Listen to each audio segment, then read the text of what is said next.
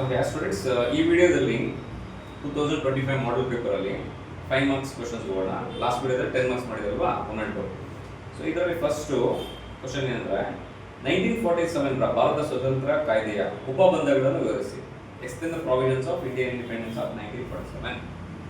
1947 ನಮ್ಗೆ ಗೊತ್ತು, Indian independence act.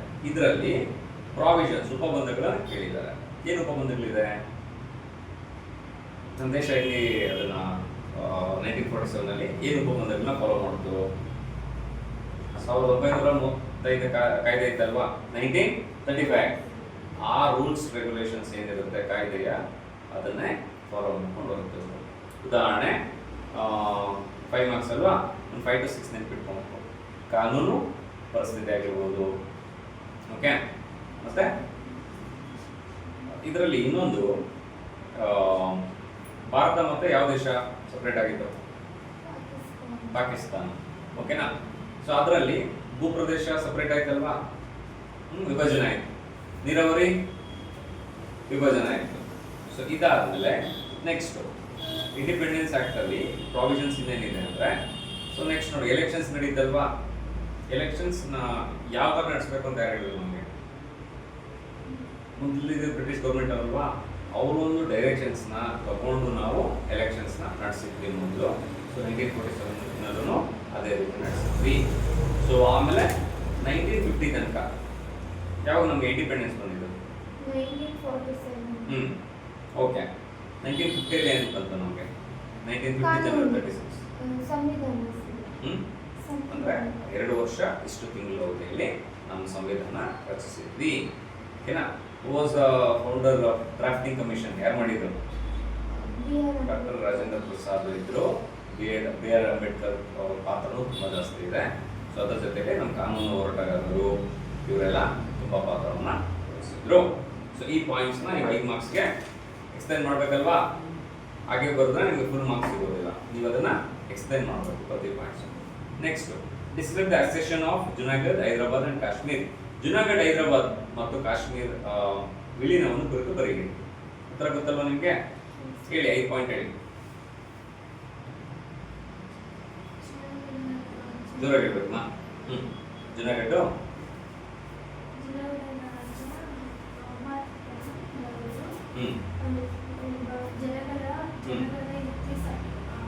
ಅಭಿಪ್ರಾಯ ಕೇಳದೆ ಪಾಕಿಸ್ತಾನದೊಂದಿಗೆ ವಿಲೀನವಾಗಲು ಪ್ರಯತ್ನಿಸುತ್ತಾರೆ.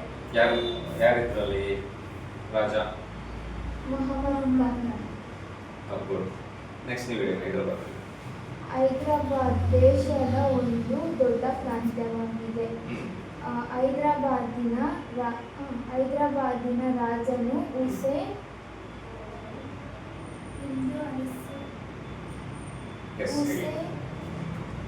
ಹೈದರಾಬಾದು, ಜುನಾಗಢ್, ಕಾಶ್ಮೀರ. ಓಕೆನಾ? ಇವ್ರ ಮುಂಚೆ ನಮ್ಮ ಸರ್ದಾರ್ ವಲ್ಲಭಾಯ್ ಪಟೇಲ್ JVP ಕಮಿಟಿ ಎಲ್ಲ ಓದಿದ್ರಲ್ವಾ, ಇದ್ರ ಪ್ರಕಾರ ಎಲ್ಲ ರಾಜ್ಯಗಳು ಸೇರಿ ನಮ್ಮ ಭಾರತ ದೇಶ ಆಗಬೇಕು. ಆದರೆ ಇವು 3 ಪ್ರದೇಶಗಳು, ಓಕೆನಾ, ವಿಲೀನ ಆಗಕ್ಕೆ ಒಪ್ಪೋದಿಲ್ಲ. ಜುನಾಗಢ್ ಅವ್ರು ಹೇಳಿದ್ರು, ಸೊ ಆ ರಾಜ್ಯ ನಮ್ಮ ದೇಶಕ್ಕೆ ಒಪ್ಪೋಕೆ ಇದಾಗೋದಿಲ್ಲ. ರಾಜ್ಯ ಅಂತ ಹೇಳ್ಬೋದು, ಕಿಂಗ್ಡಮ್ ಅಂತ ಹೇಳ್ಬೋದು. ಓಕೆನಾ? ಸೊ ಹೈದರಾಬಾದ್ ಇದೇ ಥರ ಪರಿಸ್ಥಿತಿ ಇದೆ. ಓಕೆನಾ? ಇವನ್ ಕಾಶ್ಮೀರಲ್ಲೂ ಇದೇ ಥರ ಪರಿಸ್ಥಿತಿ ಬಂತು. ಕಾಶ್ಮೀರ ರಾಜ ಹೆಸರೇನು? ಹರಿ ಸಿಂಗ್ ಅಲ್ವಾ? ಸೊ ಆದರೆ ಇದೇನಾಗ್ಬಿಡುತ್ತೆ, ಒಂದು ದೇಶದಲ್ಲಿ ಇನ್ನೊಂದು ಒಂದು ದೇಶದಲ್ಲಿರೋ ಈ ರಾಜ್ಯಗಳು ಅಥವಾ ಕಿಂಗ್ಡಮ್ಸ್ ಅಂತ ಕರಿತೀವಿ, ಇವು ನಮ್ಮ ದೇಶಕ್ಕೆ ಹೋಗದೆ ಪಾಕಿಸ್ತಾನ ಅಥವಾ ಬೇರೆ ದೇಶಕ್ಕೆ ಹೋಗಿದ್ರೆ ನಮ್ಮ ದೇಶಕ್ಕೆ ಧಕ್ಕೆ ಇರ್ಬೋದು. ಸೊ ಅದಕ್ಕೆ ಏನು ಮಾಡ್ತಾರೆ, ಇವನ್ನೆಲ್ಲ ವಿಲೀನ ಮಾಡೋಕ್ಕೆ ಕಮಿಟೀಸ್ ಮಾಡ್ತಾರೆ. JVP ಕಮಿಟಿ ಹೇಳಿದ್ರ ಏನು? JVP committee Jawaharlal Nehru, Vallabhbhai Patel, Sardar Vallabhbhai Patel, Pattabhi Siddaramaiah.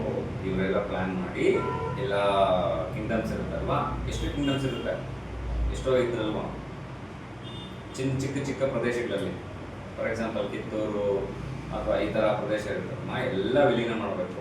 ಎಲ್ಲ ಹೋಗ್ತಾರೆ, 3 ಜನ ಒಪ್ಪೋದಿಲ್ಲ. ಸೊ ಇಷ್ಟು ಪ್ರದೇಶಗಳನ್ನ ಒಪ್ಸೋದಕ್ಕೆ JVP ಕಮಿಟಿ ಮಾಡಿ ಲಾಸ್ಟಲ್ಲಿ ಮಿಲಿಟರಿ ದಾಳಿ ಮಾಡಿ ಅವ್ರನ್ನೆಲ್ಲ ಅಕ್ವೈರ್ ಮಾಡೋದಕ್ಕೆ ಹಿಂದೆ ಮುಂದೆ ನೋಡೋದಿಲ್ಲ. ಸೊ ಆಗ ಆಕ್ಸೆಷನ್ ಅಂತ ಕರಿತೀವಿ. ಆಕ್ಸೆಷನ್ ಅಂದರೆ ವಿಲೀನ ಮಾಡೋದಕ್ಕೆ ಇಷ್ಟು ಪ್ರಯತ್ನ ಪಡ್ತಾರೆ. ಇದನ್ನ ನೀವು ಒಂದೊಂದಾಗಿ ಎಕ್ಸ್ಪ್ಲೇನ್ ಮಾಡಬೇಕು. ನಿಮಗೆ 5 ಮಾರ್ಕ್ಸ್ ಸಿಗುತ್ತೆ. ಬರೀ ಪಾಯಿಂಟ್ಸ್ ಬರೆದ್ರೆ without explanation will not get 2 marks. ನಿಮಗೆ 2 ಅಥವಾ 3 ಮಾರ್ಕ್ಸ್ ಸಿಗುತ್ತೆ ಅಷ್ಟೇ. ಮತ್ತೆ ದೊಡ್ಡ ಲೈಕ್ ಲಾಂಗ್ ಕ್ವಶನ್ ನಾನು ಹೇಳಿದ್ದೀನಿ, ಕ್ಲಾಸಲ್ಲಿ ಬರೀಬೇಕು. ಕ್ಲಾಸಲ್ಲಿ ಬರೀಬೇಕು ನೀವು ಉಪಸಂಹಾರ ಸಾರಾಂಶ. ಓಕೆನಾ, ಬರೀಲೇಬೇಕು. Next question, write any 5 functions of deputy commissioner DC. Deputy commissioner 5 ಕಾರ್ಯಗಳನ್ನು ವಿವರಿಸಿ. ಏನು 5 ಕಾರ್ಯಗಳು? ಏನೇನಿರುತ್ತೆ? ಏನೇನು ಕಾಪಾಡಬೇಕು ಡೆಪ್ಯೂಟಿ ಕಮಿಷನರ್? ಶಿಕ್ಷಣ ಕಾಪಾಡಬೇಕು, ಹ್ಮ್. ಆರೋಗ್ಯ ಆರೋಗ್ಯ, ಇಲಾಖೆಯನ್ನು ಕಾಪಾಡಬೇಕು, ಭದ್ರತೆ, ಸಾಮಾಜಿಕ ಭದ್ರತೆ, ಸಾಮಾಜಿಕ ಭದ್ರತೆ, ಹ್ಮ್. ಚುನಾವಣೆಗಳ ಸಮಯದಲ್ಲಿ ಜನಗಳ ಒಂದು ಕ್ಷೇಮ ಅಭಿವೃದ್ಧಿ ಅಥವಾ ಅವ್ರಿಗೆ ರಕ್ಷಣೆ. ಮಹಿಳೆಯರ ಸಂರಕ್ಷಣೆ ಹೇಳ್ಬೋದಲ್ವಾ? ಮತ್ತೆ ಮಕ್ಕಳ ಸಂರಕ್ಷಣೆ, ಮತ್ತೆ ಮಹಿಳೆ ಮತ್ತು ಹೆಣ್ಣು ಮಕ್ಕಳ ಸಂರಕ್ಷಣೆಗೆ ಬೇರೆ ಕಾಯ್ದೆಗಳನ್ನು ರೂಪಿಸ್ಬೋದು ಅವರು. ಬಟ್ ಅದನ್ನ ಪ್ರತಿರೂಪ ತರೋದಕ್ಕೆ ನಮ್ಮ ಕಾನೂನಿದೆ. ಬಟ್ ಇದು ಸಲಹೆ ಕೊಡುವುದು. ಓಕೆನಾ, ಉದಾಹರಣೆ ಹೇಳ್ತೀನಿ ನೋಡಿ. ಸಡನ್ ಆಗಿ ಎಲ್ಲೋ ಒಂದು ಇದಾಗಿರುತ್ತೆ, ಕರ್ಫ್ಯೂ ಅಥವಾ ಏನಾದರೂ ಮಾಡಬೇಕಂದ್ರೆ, ಸೊ ಡಿಸಿಷನ್ ಇವರು ತಗೊಳ್ಬೇಕಾಗುತ್ತೆ ಸಮ್ಟೈಮ್ಸ್. ಆವಾಗ ಕಾನೂನು ವ್ಯವಸ್ಥೆ ಅವರು ಕಾಪಾಡಲೇಬೇಕಾಗುತ್ತೆ, ಅವ್ರ ಕೈಯಲ್ಲಿ ಇರುತ್ತೆ. ಓಕೆನಾ, ಸೊ 5 ಪಾಯಿಂಟ್ಸ್ ಬರ್ಬಿಡಿ. ಎಕ್ಸ್ಪ್ಲೇನ್ ಮಾಡಬೇಕಾ ಬೇಡವಾ? 5 ಮಾರ್ಕ್ಸ್ಗೆ ಮಾಡಲೇಬೇಕು. Fine. What are the constitutional provisions to eradicate illiteracy found in 86 constitution amendment act? 86ನೇ ಸಂವಿಧಾನ ತಿದ್ದುಪಡಿ ಪ್ರಕಾರ ಅನಕ್ಷರತೆ ನಿವಾರಣೆ ಸಂವಿಧಾನ ಕೈಗೊಂಡ ಕ್ರಮಗಳು. ಇದು 10 ಮಾರ್ಕ್ಸ್ ಕ್ವಶನ್ಸ್ ಎಲ್ಲ ಎಕ್ಸ್ಪ್ಲೇನ್ ಮಾಡ್ತೀನಿ. ನೆಕ್ಸ್ಟ್ ವಿಡಿಯೋದಲ್ಲಿ 10 ಮಾರ್ಕ್ಸ್ ಕ್ವಶನ್ಸ್ ಮಾಡ್ತೀವಲ್ವಾ, ಅದರಲ್ಲಿ ಎಕ್ಸ್ಪ್ಲೇನ್ ಮಾಡಿ. ಯಾಕಂದರೆ ಇದು ಪ್ರಾವಿಷನ್ಸು ಸ್ವಲ್ಪ ನಾವು ಆರ್ಟಿಕಲ್ಸ್ನು ನೋಡಬೇಕಾಗುತ್ತೆ. ಓಕೆ, 3ನೇ ಕ್ವಶನ್ನು, ಭಯೋತ್ಪಾದನೆ ವಿರುದ್ಧ ಯುವಜನತೆ ಪಾತ್ರವನ್ನು ವಿವರಿಸಿ. ಇವನ ಬರೀಬೋದಲ್ವಾ? Various emergency provisions in our constitution. ಹೆಂಗ್ ಮಾಡ್ಬೋದು ಯುವಜನತೆ? ನೀವೇ ಯಾವ ರೀತಿ ಇದು ಮಾಡ್ತೀರಾ? ಭಯೋತ್ಪಾದನೆ ವಿರುದ್ಧ ಸಮಾಜವನ್ನ ನಾವು ಅರಿತುಕೊಂಡು ನಮ್ಮ ಸಮಾಜಕ್ಕೆ ಏನು ಅನುಕೂಲ ಇದೆ. DC ಒಬ್ಬ DC ಪಾತ್ರ ಏನಂದ್ರೆ, ಒಬ್ಬ ಡಿಸ್ಟ್ರಿಕ್ಟ್ ಕಮಿಷನರ್, ಜಿಲ್ಲಾಧಿಕಾರಿ, ಅವ್ರೇನು ಮಾಡ್ಬೋದು? ಈ ಭಯೋತ್ಪಾದನೆ ಅನ್ನೋ ಪದನ ಅಥವಾ ಭಯೋತ್ಪಾದನೆಯನ್ನ ಅದ್ರ ಪಾತ್ರನ ಕಡಿಮೆ ಮಾಡ್ಬೋದಲ್ವ? ಭಯೋತ್ಪಾದನೆ ಇಲ್ಲದೇನೆ ಮಾಡ್ಬೋದು ಅವರು. ಯಾವಾಗ ಯುವಜನತೆ ಒಳ್ಳೊಳ್ಳೆ ಪೊಸಿಷನ್ಸ್ಗೆ ಹೋದಾಗ, ಶ್ರೇಣಿ ಹೋದಾಗ ಅವರು ಹೊಸ ಕಾಯ್ದೆಗಳು ತರಬಹುದು.